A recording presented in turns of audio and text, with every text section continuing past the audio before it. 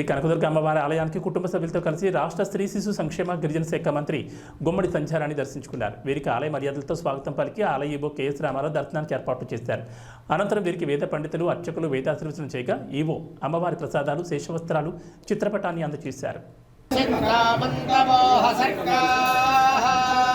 అవాతిరతమృతాని విష్పత్తేన నిస్వత్వాత్వా పునః పునఃస్వాదిత్యాదిత్యాస్త్వా పునః పునఃస్వాదిత్యాః స్వాదిత్యాదిత్యాస్వాదిత్యాదిత్యా రుద్రాః ఆదిత్యా రుద్రా రుద్రాదిత్యా ఆదిత్యా రుద్రావతవో వతవో రుద్రా రుద్రావసవో వసవో రుద్రా రుద్రావసవస్సకోసం వసవో రుద్రా రుద్రావసవస్సం వసవస్సకోసం వసవో వసవస్సమింధతా వింధతా కోసం వసవో వసవస్సమింధతా సమింధతా వింధతా కోసకోసమింధతాం పునః పునరింధతా కోసకోసమింధతాం పునః